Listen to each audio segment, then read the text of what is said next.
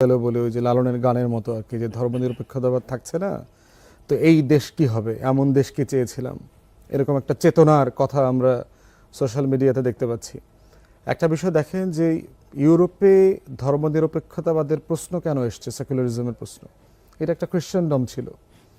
পোপের নেতৃত্বে বিভিন্ন রাজারা বিভিন্ন অঞ্চল শাসন করতেন এবং পোপ নিজেকে দাবি করতেন যে তিনি হচ্ছে দুনিয়াতে ঈশ্বরের প্রতিনিধি, আর যিনি রাজা হবেন, শাসন করবেন, তার পোপের ব্লেসিংস নিতে হবে।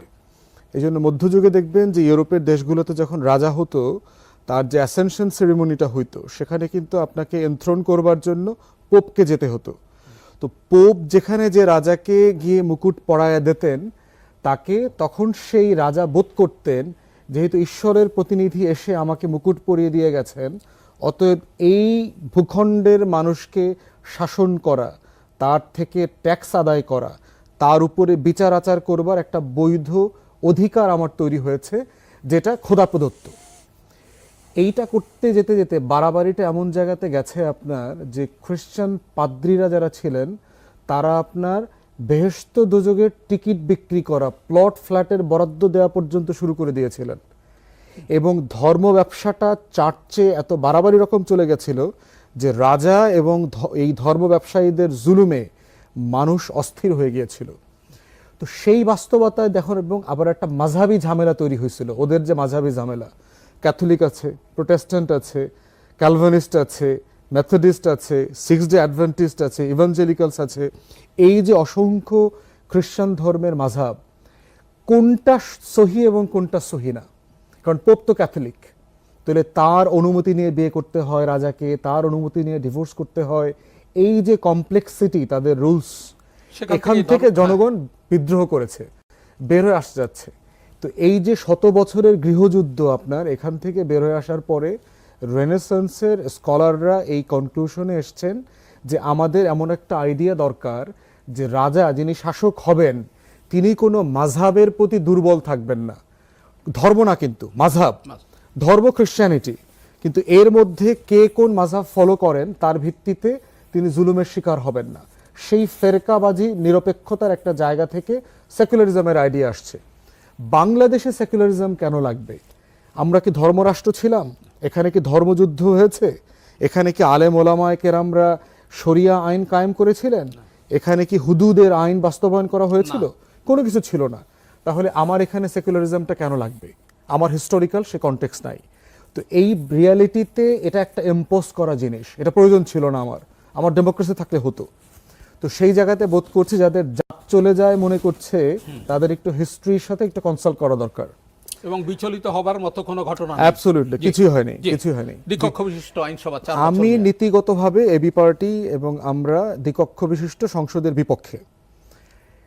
হিস্টোরিক্যাল কারণটা কি দেখেন, ব্রিটিশ পার্লামেন্টে হাউস অফ লর্ডস কেন তৈরি করতে হয়েছে? কারণ ইংল্যান্ডে জমিদারি প্রথা ছিল। রাজা আপনার তালুকদারি দিয়ে দিত যে লিডসের তালুকদারি তোমার, ব্রিস্টলের তালুকদারি তোমার, বার্মিংহামের তালুকদারি তোমার, তুমি এই এলাকা থেকে ট্যাক্স আদায় করে আমাকে দিবা। তাহলে এখানে ক্লাসিফিকেশনটা দেখেন, সমাজের সবার উপরে রাজা আছে, রাজা তার জমিদার অ্যাপয়েন্ট করে দিয়েছে বিভিন্ন অঞ্চলে, আর এরপরে হচ্ছে প্রজা। এই যে কাঠামোটাকে যখন আপনার act of settlement, civil war, এই যে লম্বা গৃহযুদ্ধের মধ্য দিয়ে তার যে ডেমোক্রেটিক ট্রানজিশন, সেখানে রাষ্ট্রের প্রত্যেক স্টেক হোল্ডারকে তাকে অ্যাকোমোডেট করতে হয়েছে। তো কিভাবে করবে সে?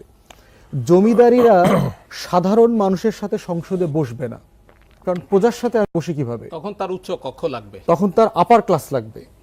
তো এখন প্রশ্ন হচ্ছে যে আমার এখানে কি নমশূদ্রের আলাদা পার্লামেন্ট আর ব্রাহ্মণের আলাদা পার্লামেন্ট দরকার? নিশ্চয়ই না। হিস্টোরিক্যালি এই রিয়ালিটি বাংলাদেশে এবং আমার এখানে এক্সিস্ট করে না। আমার জমিদারি প্রথা ছিল 1793 সালে, আমার এখানে পার্মানেন্ট সেটেলমেন্ট হয়েছে, ব্রিটিশরা ট্যাক্স আদায়ের জন্য ব্রিটিশ মডেলে এখানে জমিদারি প্রথা চালু করেছে।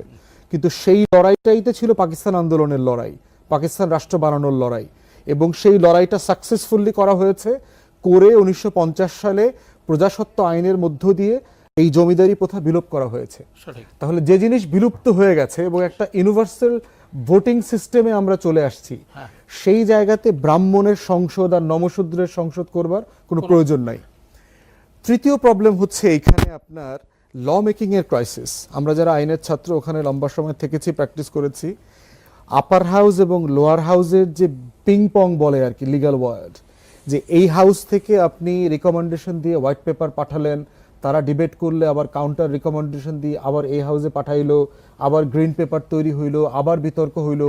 এইটা করবার জন্য যে ম্যাচিউরিটি, পলিটিক্যাল ম্যাচিউরিটি দরকার, সেই ম্যাচিউরিটি তো এই রাষ্ট্রে নাই। এই রাষ্ট্রে এখন আমরা যারা পলিটিক্যাল মানে রাজনৈতিক কর্মী, আমার দৃষ্টিতে তো আমি 100 লোক সংসদ সদস্য হওয়ার মতো যোগ্য দেখি না তো বাংলাদেশে। যারা এই ভাঙ্গাচোরা সংসদে সংসদ সদস্য হওয়ার যোগ্যতা যেটা বলে দেওয়া আছে, যে সে লেজিসলেশন বোঝে কিনা, সে রুলস অফ বিজনেস তৈরি করতে পারে কিনা, সে রাষ্ট্রের নীতিমালা প্রণয়ন করতে পারবে কিনা, এই রকম যোগ্য 100 পলিটিশিয়ান আপনি এমপি বানাইতে পারবেন না। তাহলে সেই হাউসে আপনি 400 লোক কোথায় পাবেন? প্র্যাকটিক্যাল না তো। এরপরে পিং পং ডিল করবেন কিভাবে? বরং আমি দেখতে পাচ্ছি দ্বিকক্ষ বিশিষ্ট পার্লামেন্ট যেটা হবে, এটা একটা পুনর্বাসন কেন্দ্রে পরিণত হবে। বড় দলগুলো যেভাবে একটা আসনে 5 জন নমিনেশন চায়, এখান থেকে একটা বিশাল চাঁদাবাজির বাণিজ্য তৈরি হবে। একজনের মাধ্যমে শুধু টাকা নিত না, এখন 3 জনের কাছ থেকে টাকা খাবে এবং বাকি 2 জনকে আপনার ওখানে পুনর্বাসন করবে।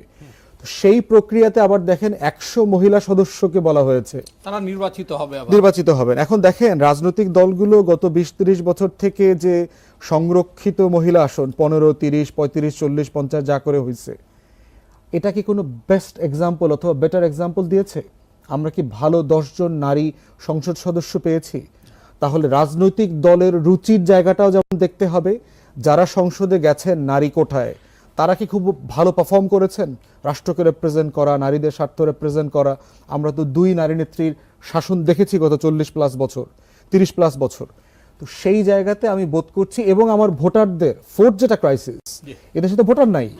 তারা গান শুনে ভোট দেয়, তারা ফুসপানি খেয়ে ভোট দেয়, তারা অটো পাঠাইলে পরে ভোট দিতে আসে, তারা টাকা নগদে বিকাশে দেবেন পরে তারা ভোট দিতে আসবে, তারা কুদ্দুস বয়াতি আর মমতাজকে নিয়ে কনসার্ট করবেন পরে, তারপরে তারা ভোট দিতে আসবে।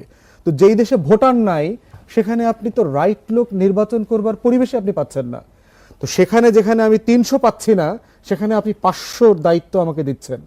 তো এই জন্য আমি বোধ করি যে এই বাস্তবতায় এত কমপ্লেক্স ইলেকটোরাল সিস্টেম, যদি আপনি একটু টাচ করে দেন, এরপরে ইলেকটোরাল প্রসেস এটা হবে না। 21-এর প্রবলেম হচ্ছে যে ইংল্যান্ডে এক্স্যাক্টলি বার করা নাই, বাট তাদের ট্র্যাডিশন যেটা, সেটা হচ্ছে তারা বোধ করে শিক্ষার সাথে সাথে জীবন ঘনিষ্ঠ কিছু কাজের অভিজ্ঞতা থাকা দরকার। তা না হলে পার্লামেন্টে আসলে সে জনগণকে, সমাজকে, শ্রমজীবী মানুষকে রিপ্রেজেন্ট করতে পারবে না। কারণ কমন্স মানে কি?